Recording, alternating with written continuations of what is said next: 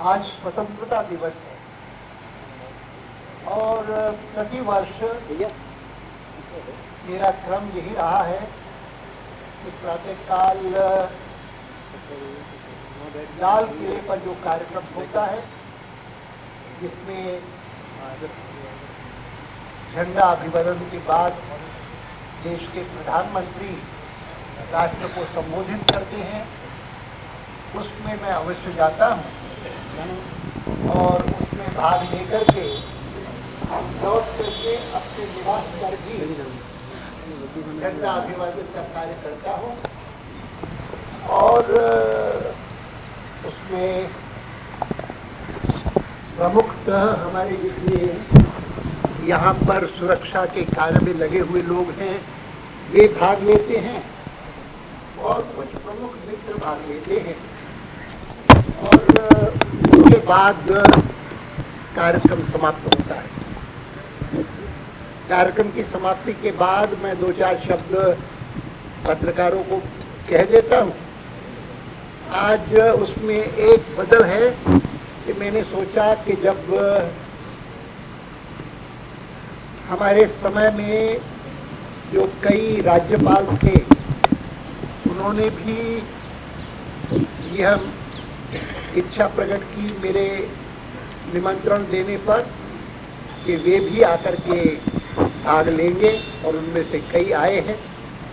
जिनमें एक सबसे वरिष्ठ और बहुत ही आयु में भी वरिष्ठ, सेना में भी वरिष्ठ, यहाँ तक कि एक और हमारे राज्यपाल हैं जो भी कभी सेना में रहे तो उन्होंने कहा कि मेरे गुरु को जनरल जेकब ही रहे हैं हमेशा। और जनरल जेकब गोवा में भी गवर्नर थे, पंजाब में भी गवर्नर थे और आज रिटायर्ड हैं और दिल्ली में ही रहते हैं। तो एक वेरिएशन इसके कारण ये किया कि मैंने सोचा कि केवल पत्रकारों से बात करने की बजाय मैं सबसे बात करूंगा। इसी कारण झंडा रोहण करने के बाद मैं यहीं से बोल रहा हूं। आज का दिन ऐसा है कि जब मैं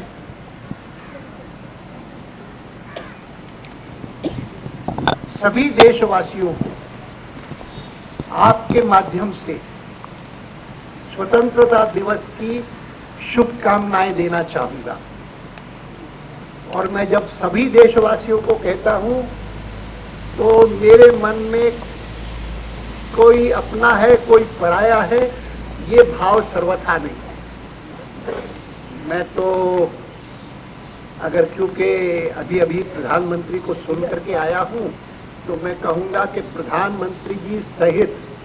उनके पूरे मंत्रिमंडल को, देश भर के जितने सारे हमारे मुख्यमंत्री हैं देश भर के, उनको और सारे हिंदुस्तान में जितने भी केंद्रीय सरकार हो कि राज्य सरकारें हो उनमें काम करने वाले जितने कर्मचारी हैं उन सबको बहुत बहुत बधाई देता हूं। और पत्रकारों के माध्यम से, मीडिया के माध्यम से मैं चाहूँगा कि ये भाव देश में जगे कि देश में भले चाहे अलग अलग प्रांत होंगे, अलग अलग पार्टियां होंगी और उनसे लोकतंत्र मजबूत होता है, फेडरलिज्म मजबूत होता है, लेकिन आज का दिन स्वतंत्रता दिवस ऐसा है कि जहां पर किसी एक दूसरे की आलोचना किए बिना इस बात को हर एक को पहचानना चाहिए कि भारत में असीम संभावनाएं हैं। India has unlimited potential for the future. मेरे मन में तो सदैव ये हुआ करता था क्योंकि मैंने जन्म लिया था जब भारत गुलाम था। मेरा जन्म 1927 में हुआ और 20 साल मैंने कराची में बिताए, जो आज भारत का हिस्सा नहीं है, पाकिस्तान का हिस्सा बन गया। 47 में स्वतंत्रता आई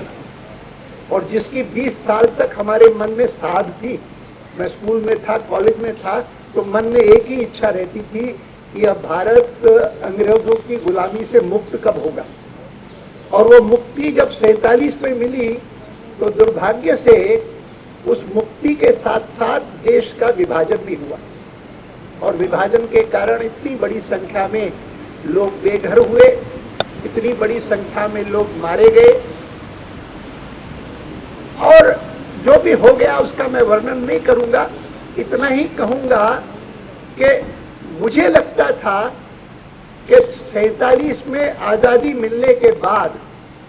20वीं शताब्दी समाप्त होने से पहले पहले यह देश दुनिया के देशों की पहली पंक्ति तक पहुंच जाएगा। मैं इस बात को खेदपूर्ण मानता हूं कि यह संभव नहीं हुआ। आज के इस अवसर पर जब हम 21वीं शताब्दी में भी पहला दशक पूरा करके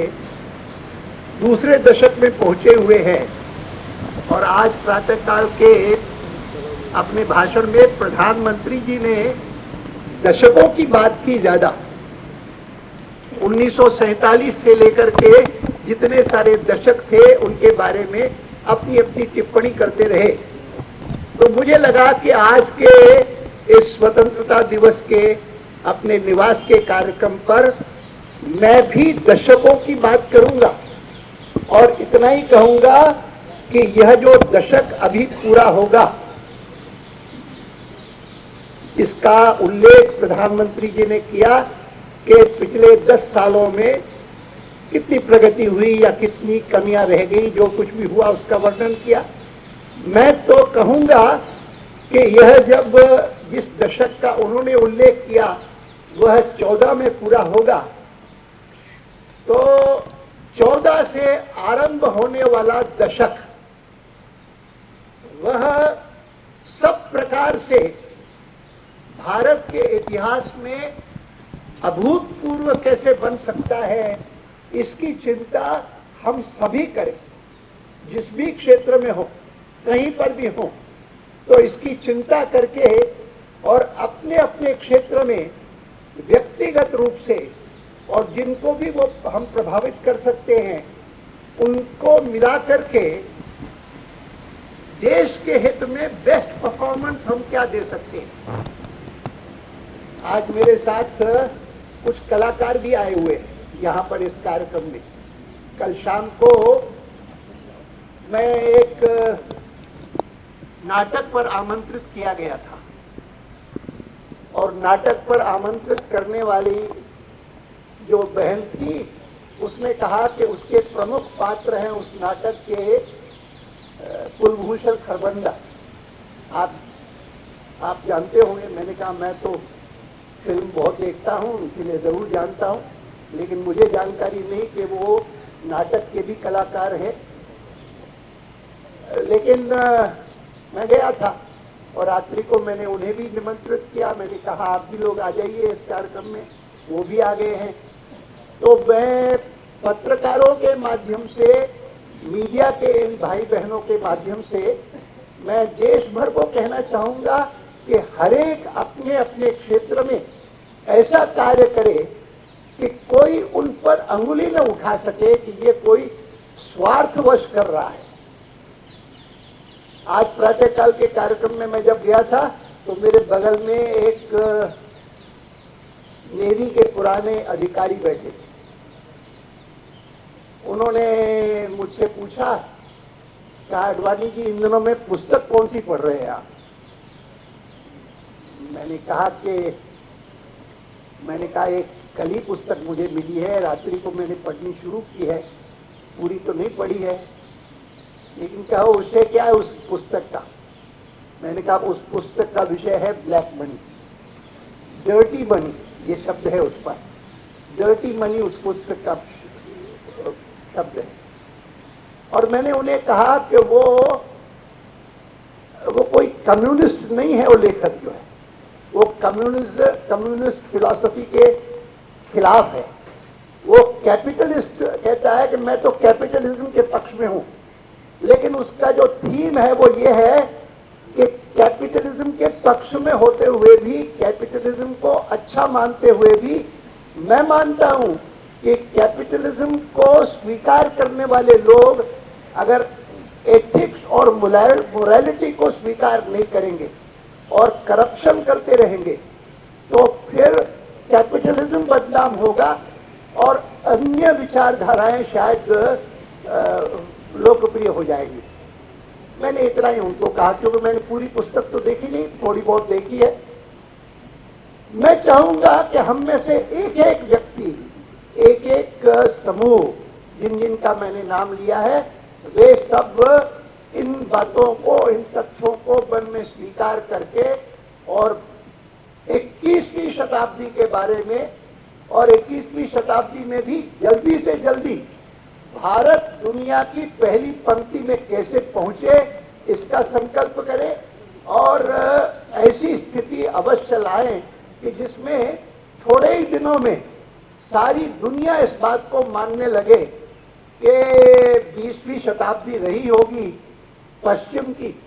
20वीं शताब्दी रही होगी इंग्लैंड की, जो सारी दुनिया पर ऐसे राज करती थी, दुनिया कहती थी कि the sun never sets on the British empire. मैंने पिछले दिनों में एक अपने ब्लॉग में लिखा कि नेहरू जी ने किसी को टिप्पणी करते हुए उन दिनों में कहा था कि ये जो वाक्य है sun never sets on the British empire, वो इसलिए कहा गया क्योंकि भगवान जो है वो अंग्रेज पर विश्वास नहीं करता था, नॉट इन द डार्क। तो अब वो किसी ने कहा कि नहीं, ये बात नेहरू जी ने नहीं कही, ये तो किसी और का नाम लिया उसने कही। मैंने कहा मुझे नहीं पता, मैंने कहीं पढ़ा था इसीलिए मैंने ब्लॉग में लिख दिया। पर आप सबसे निवेदन मेरा यही है कि मन का संकल्प यही होना चाहिए कि जल्दी से जल्दी इस 21वीं शताब्दी में हम इस प्रकार से कार्य करें कि दुनिया मानने लगे कि that there is no comparison to India in the whole world. और इसीलिए 20वीं शताब्दी रही होगी पश्चिम की शताब्दी,